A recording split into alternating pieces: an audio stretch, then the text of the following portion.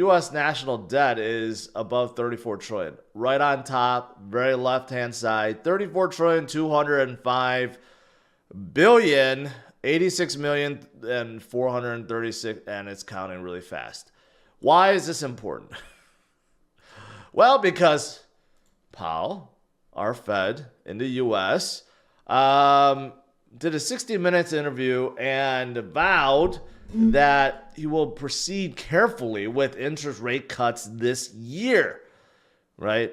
Now, we do have a lot of data, CPI, PCE, and a few other things that measure inflation. But until this gets stopped and we start reversing, we're going to have inflation forever because we can't pay off the interest as a country and we have to borrow more, which means that debt goes higher, right? That's just how it is. Or we print more money, which makes the debt go higher again.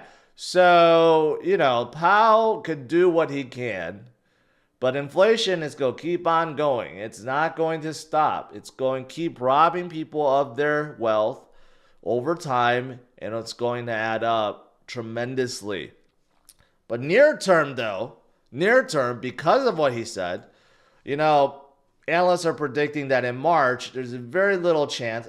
In fact, that's not that bad. It's better than I expected. 70.5% chance that Powell, regardless of what he said, he will cut rate, well, the very first one, 0.25 basis points, 0.25%, in March. Although, if it doesn't happen, that's okay, because it's predicted 56% chance if he doesn't cut in March, it'll be in May.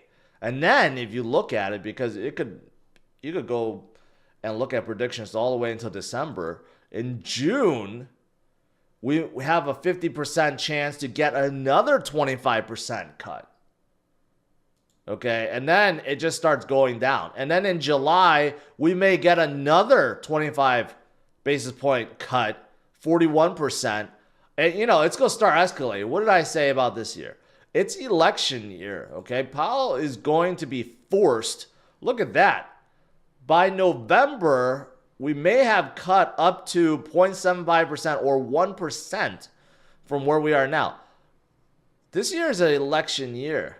And Powell's under a lot of pressure to make markets look good, regardless if inflation is high or not. He's going to cut. But if he starts in May, which is just basically weeks after the halving event, it's going to be tremendous. Markets are going to fly high, okay, starting in May. I think, I predicted it'd probably be like July, but, May, there's a big gap between March and May, right? Two months span. So it could happen, but we have a little chance that in March it could happen too. I doubt it, though. I doubt it, but we'll see. Regardless, I think rate cuts are going to be a huge catalyst for this year. It has nothing to do with Bitcoin, yet it does, because when the market starts blowing up, when money is like, everyone's making money hand over fist, especially in Wall Street, they're going to want to put money into other assets like crypto, especially now because we have spot ETFs, and it's going to be glorious. After having event, Bitcoin will be scarcer than gold. The inflation rate of Bitcoin will be cut in half in April, in case you still don't understand the concept. Right now, only about 900 Bitcoins get mined per day. After the halving event, only 450 will be mined per day.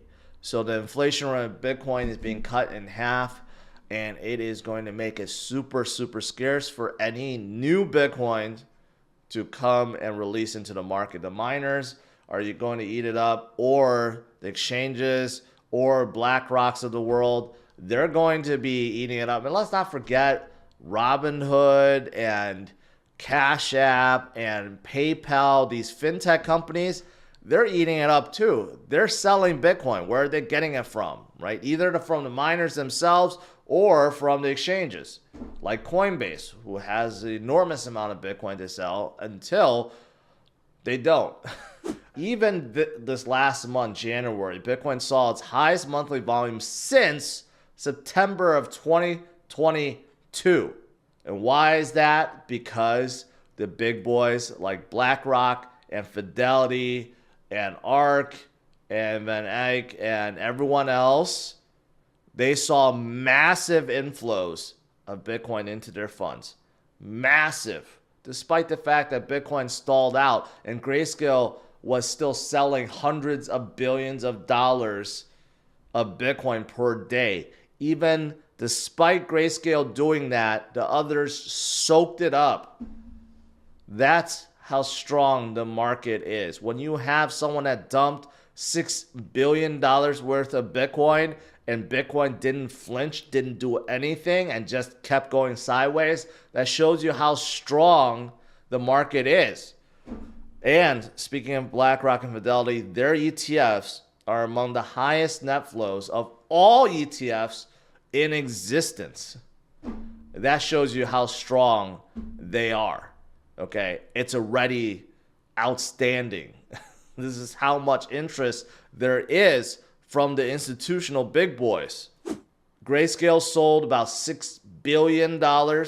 BlackRock already accumulated more than $3 billion. Fidelity probably more than $2.8 billion by this point. And ARK and Bitwise, they're closing in at $700 billion or $700 million. They're going to get to $1 billion soon. So the market is being eaten up within 2 weeks. $15 billion worth of Bitcoin has been taken off the market and is now held by these funds. I mean, that's during a pretty quiet time. So just compute that for a second. This is when Bitcoin is going sideways, around 42, 43,000. Now imagine when we're breaking upwards to 48 again, 50, and then we're breaking up to 70, and then we break up to 100. Imagine how much FOMO there will be compared to where it is now, just in a stale period, right? Again, I think people are massively underestimating how much these ETFs will contribute to the pumps that are coming. The FOMO doesn't just come from retail. They're going to come from institutions. Institution FOMO, you could argue, are 1,000 times more bullish than retail because they have 1,000 times to 1,000,000 times more money that could be coming in, right? That's short term. We all look forward to that. We want everyone to buy. Long term, it's horrible because these big guys with 1,000,000 times more money, they will be locking up all the Bitcoin. You don't want that to happen because by then, Bitcoin will be over $1 million when you try to DCA. You don't want to let that happen. There's still time to buy cheap Bitcoin, which is where it is now. Anytime we're below all-time high, I'd say it's cheap. But you got other countries too. Hong Kong is trying to approve spot ETFs. South Korea is going to discuss spot ETFs with Gary Gensler. Not sure that's a good idea. South Korea has threatened that a lot of their institutions are going to be buying spot Bitcoin ETF from the US. So they want to ask Gary for his opinion. So they may be opening up their spot ETFs too. It's all coming. It's not just US, worldwide. There's going to be FOMO everywhere from retail to whales to institutions. That's coming this year. There's no stopping this. It's not going to be stopped.